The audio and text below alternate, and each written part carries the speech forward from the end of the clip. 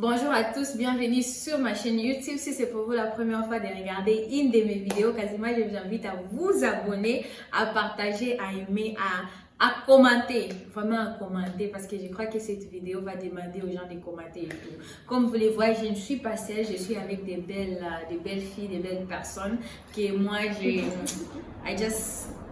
j'apprécie, quoi, je vous apprécie et tout. Et je crois que les temps qu'on va passer ensemble, vous allez enjoy, vous allez vous sentir très bien. En tout cas, avant d'aller plus loin, je demanderai à tout un chacun de se présenter et pour que les gens puissent vous connaître et savoir qui est cette personne, tu fais quoi un chiffre et tout. Donc, sentez-vous libre. À toi, ma belle. D'accord. Je m'appelle Ange Aurore Kalile. Je suis burundaise. Ça fait ma 4e année en Chypre du Nord et j'étudie la pharmacie. Je suis censée finir l'année prochaine en juin et quoi d'autre t'avais dit? Tu fais la maîtrise? Bon, la pharmacie c'est 5 ans. On appelle ça Master of Pharmacy. C'est genre maîtrise de pharmacie, master de pharmacie. Mais à la base, c'est considéré comme un bachelor. Bachelor. C'est comme la médecine, ils font 6 ans, mais c'est genre Bachelor of Medicine. Ok, c'est bon. Et... Moi, je m'appelle Chekina Mafoulé Salah, je suis congolaise et je fais ma maîtrise. Je suis dans ma 2e année de master. Je fais MBA, Master of Business Administration à CIA. Wow, moi aussi j'ai fait le master. Donc, moi j'ai le master ici. En tout cas, c'est bon d'étudier et voir les femmes qui veulent étudier, qui veulent montrer que we can do, on peut le faire. Yes, c'est vraiment encouragé. Pour toute personne qui est en train de voir cette vidéo, continue. Ne te stoppe pas là où tu es. Si tu vois que tu peux avancer, tu peux aller loin de ça, you can do it. Tu peux le faire. Sans toutefois plus tarder, comme vous le voyez, j'ai avec moi quelque chose ici. Aujourd'hui, on va parler des chiffres. On va parler des chiffres d'une manière qu'il y a des questions. Et les questions là, on va répondre. Ce sont des questions qui parlent des chiffres. Et je crois que ça va aider toute personne qui veut venir en Chypre à travers ces questions. Vous saurez les réalités de tout un chacun. Parce qu'à tout moment, je suis la personne qui parle des chiffres et autres. Mais aujourd'hui, j'ai voulu à ce que je ne sois pas l'unique personne qui va parler des chiffres, mais que vous puissiez aussi entendre le point de vue des autres personnes. Donc, nous allons ouvrir notre box et on va commencer par Chekina. Tu vas prendre... Ok, comment on va fonctionner? Tu prends une question, tu réponds. Je réponds, je réponds. Je vais aussi tirer, je réponds, je réponds, Chekina aussi répond. Donc, ça sera tour des rôles. Donc, c'est ça. Are you ready? I'm ready. Are you ready? Are you ready? Yeah. Ok, on y va. On y go. Let's go. Allez. Comment peux-tu expliquer la vie d'un étudiant? Ça commence bien. La vie d'un étudiant ici à Chypre par rapport aux 2 dernières années. Bon, déjà de base, je suis là, ça fait 1 an, mais Chypre, alors la vie d'étudiant, c'était plus facile l'année dernière. C'était vraiment plus facile l'année dernière parce que les choses étaient à bon prix, disons. Lorsque je suis arrivée, le taux était à 18. Maintenant, je crois le taux il est environ 26-27. Donc, ça dit déjà beaucoup. Donc, les étudiants commencent un peu à sentir que le prix change. Donc, c'est un peu ça pour moi. Ok, mon point de vue par rapport aux 2 dernières années, c'est que la vie a changé ici en Chypre, les logements. Au point des logements, et auparavant les maisons étaient faciles à trouver premièrement et les prix étaient abordables. Mais pour l'instant, pour trouver même une maison, je t'ai dit, il faudra aller par-ci par-là et les prix, ce n'est plus on payait en télé, Turkish Lira, maintenant on paye en pound, en dollars et tout, quelque chose qui a changé pour un étudiant ou une étudiante. Donc la vie a vraiment changé. Donc il y a des choses ont changé. C'est devenu plus dur. Oui, plus dur par rapport au temps précédent. Oui, il n'y a pas beaucoup à ajouter par rapport à ce que vous avez déjà mentionné. Et oui, même pour les locaux, la situation économique, financière, elle est vraiment je dirais, pas à envier. Et donc, si même les locaux se plaignent, c'est pire pour les étudiants internationaux. Donc, oui. Et aussi,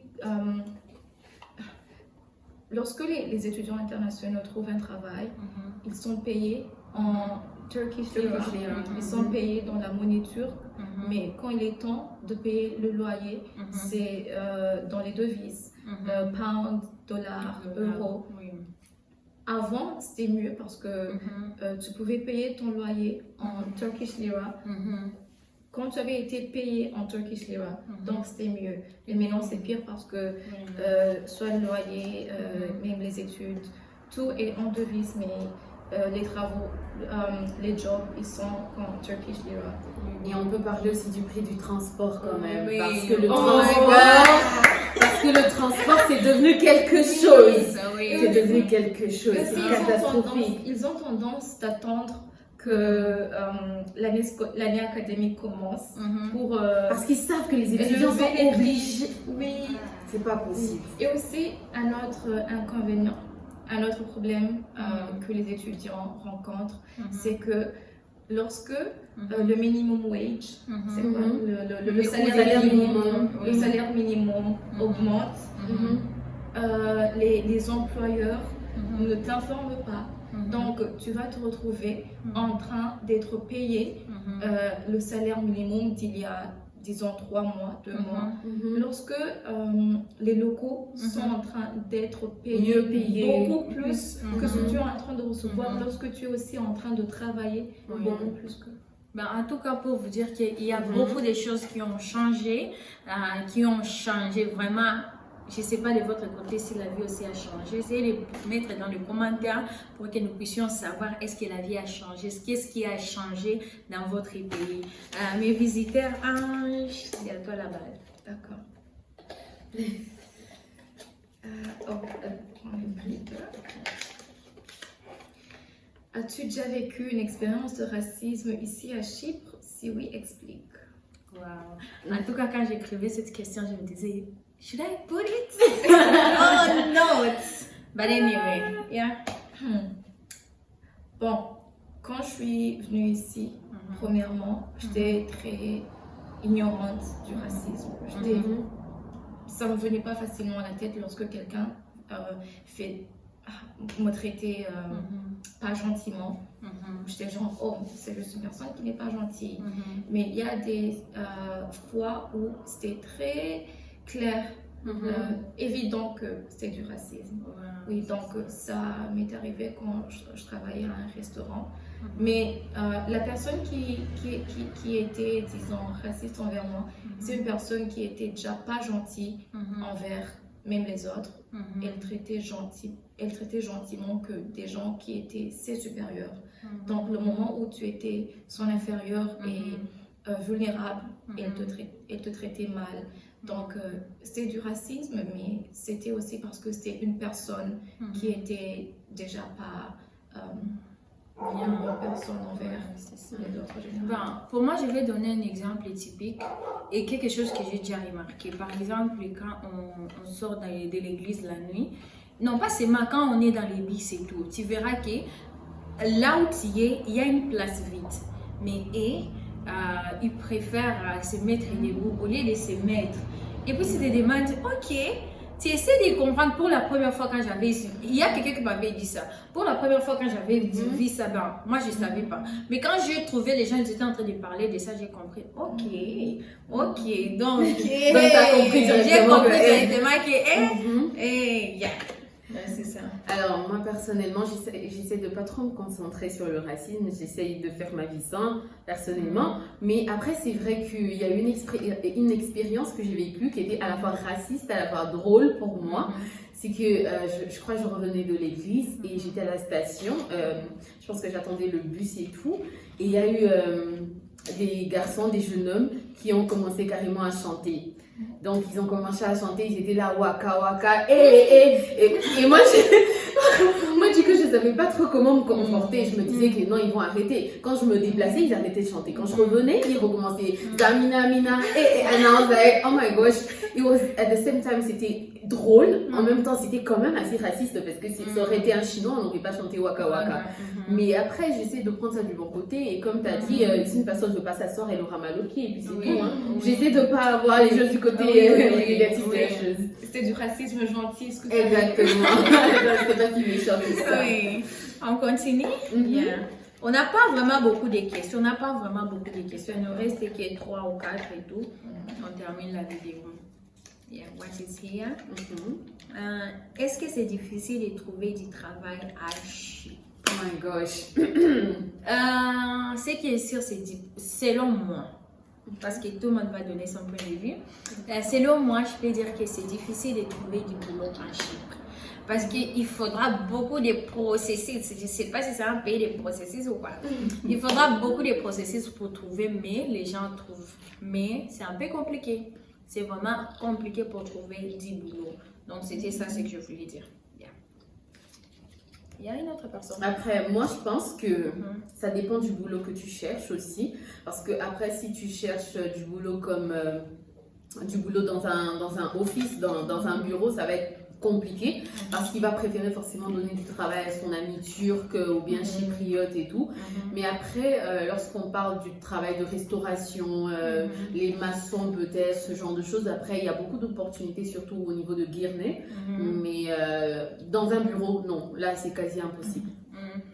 Oui, dans un bureau on peut trouver, mais ce sont des cas rares. Très rare. Oui.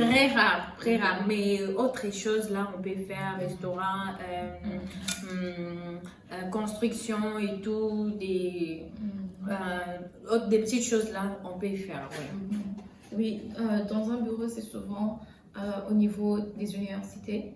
Lorsque tu obtiens du travail comme un assistant, quelque chose du genre, dans les international office, quelque chose du genre.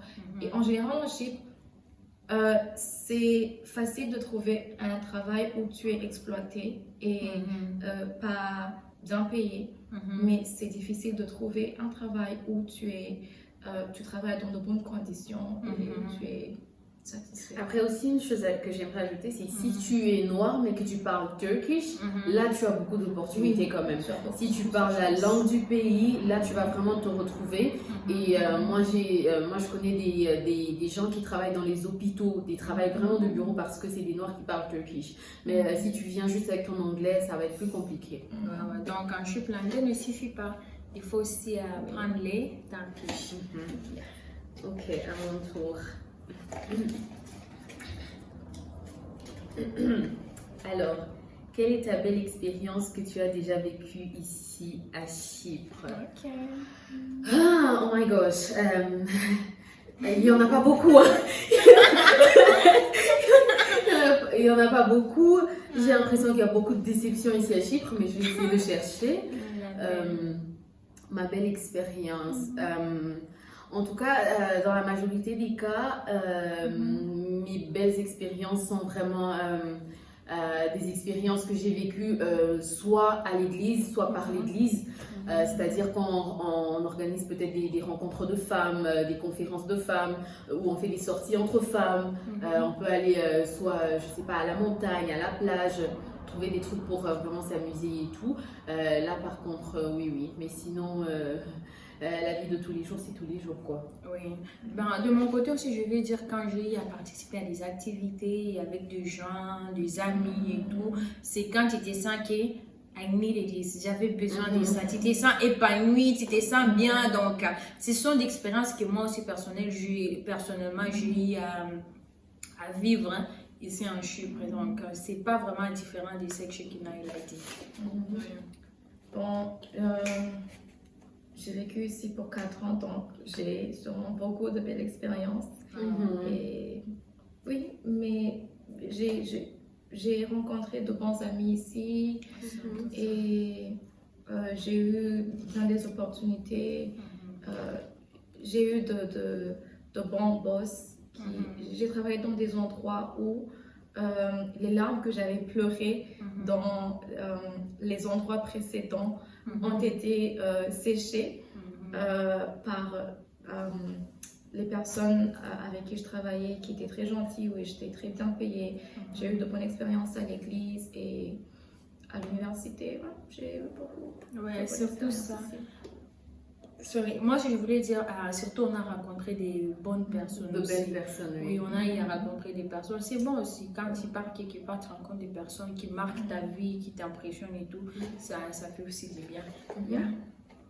Oh, my turn. Yeah. Quel conseil pouvez-vous donner à un étudiant qui veut venir à Chypre pour ses études? Le conseil que je donne toujours à quelqu'un qui veut venir en Chypre, c'est plus des avertissements que des conseils. Je leur dis que s'ils viennent ici, ils doivent se préparer au fait qu'ils vont rester financièrement dépendants à leurs parents, de ne pas venir ici en pensant qu'une fois ici, ils vont obtenir un job qui va leur permettre de payer leurs études, leur loyer et tout. Je leur dis que s'ils viennent ici, c'est juste pour étudier. Et s'ils obtiennent un travail, c'est bon pour eux, mais ils ne devraient pas s'attendre à ce qu'il y ait un travail qui va leur permettre d'être financièrement indépendants. Ok. Moi aussi, ce que je vais dire est que pour toute personne qui va venir en Chypre, que tu sois mentalement préparé. Yes. Parce que si tu n'es pas préparé, tu vas rentrer. On connaît des gens qui sont venus le lendemain. Tu pack your stuff and you go back. Donc, il faut être mentalement préparé, tu sais, malgré n'importe quelle situation que je vais rencontrer, je vais tenir. Je dois finir mon objectif. Parce qu'il y a des gens qui n'ont pas terminé leurs objectifs. Tu es venu ici pour étudier et tu arrives que tu n'as pas trouvé du boulot, quasiment tu abandonnes, alors que l'objectif c'était de venir étudier. Donc, tu dois te préparer mentalement. Là où je pars, ça ne sera pas rose. Peut-être tu vas pleurer, peut-être tu vas même arriver à un point soit te faire du mal. Mais ce qui est sûr est qu'il faut être mentalement préparé avant la maturité. De savoir que je quitte la famille et je pars là où je dois, mais développer quoi. Yeah, c'est ça. Moi, j'aimerais simplement dire aux gens qui ont envie de venir, justement, il faut avoir la bonne information. Avoir la bonne information, par exemple, moi en venant, je ne savais pas qu'il y avait de différence vraiment entre la Chypre du Nord et la Chypre du Sud.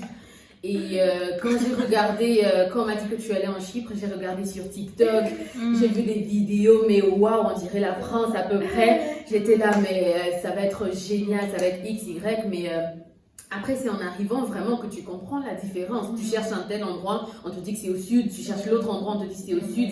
Et c'est vraiment compliqué parce que tu vas vraiment commencer avec la déception. Moi, je me rappelle une fois, j'étais à une station, toujours à l'arrêt de bus, justement. Je crois qu'il se passe trop de choses dans les arrêts de bus. Et il y avait un Congolais, je pense qu'il ne savait pas que j'étais congolaise. Et il était au téléphone avec sa famille.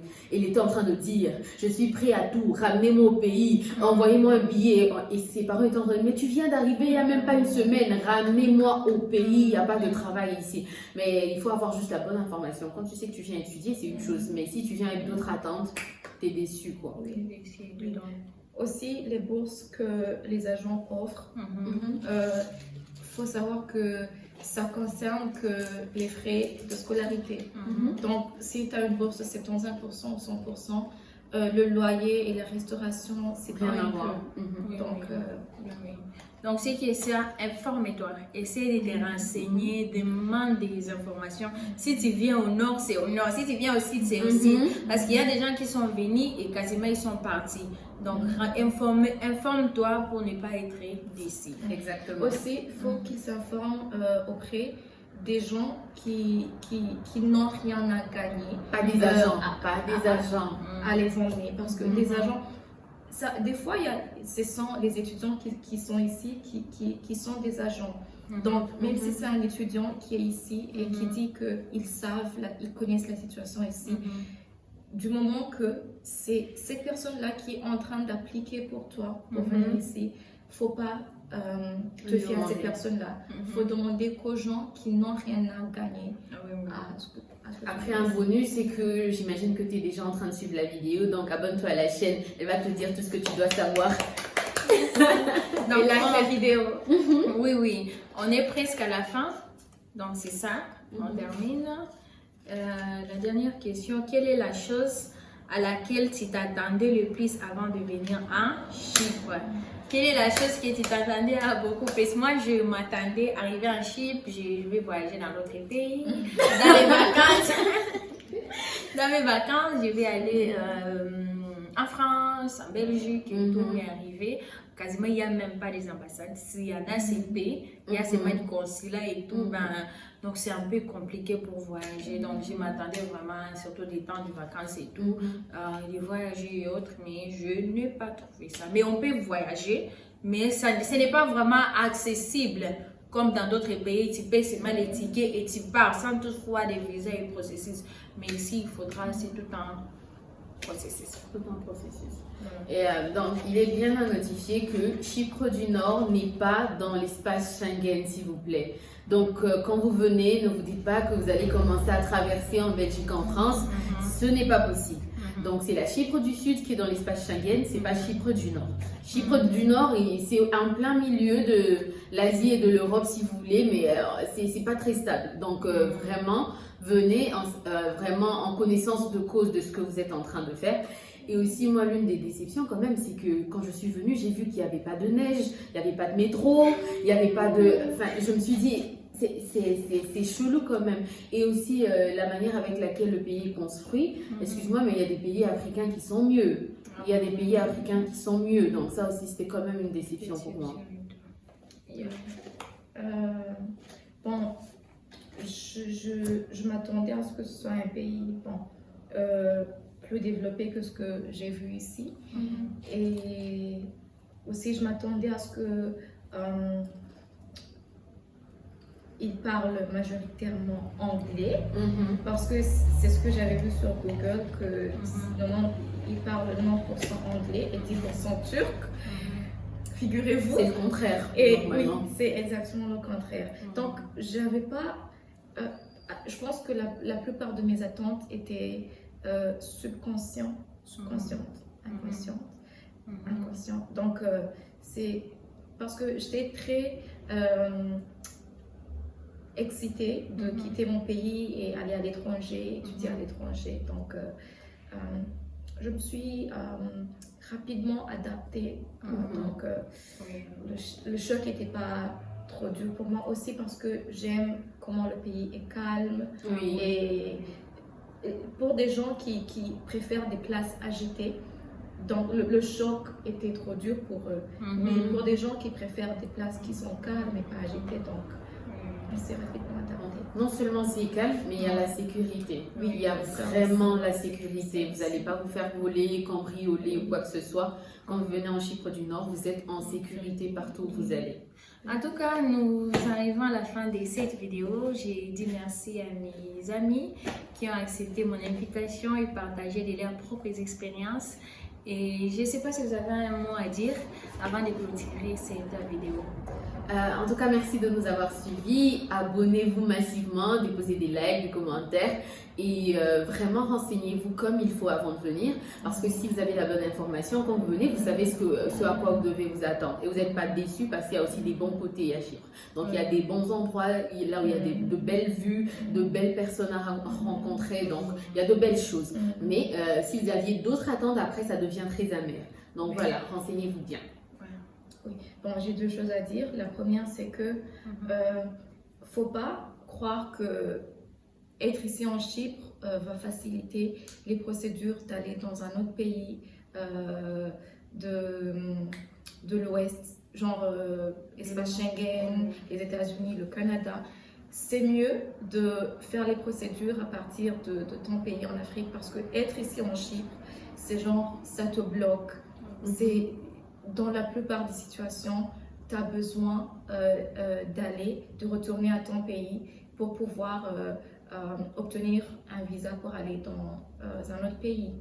Et la deuxième chose, c'est juste de remercier Ingrid de nous avoir invités ici et likez la vidéo et abonnez-vous à sa chaîne et commentez. Merci. Merci beaucoup et revenons à la prochaine vidéo. Et bye, à plus. Bye. Bye.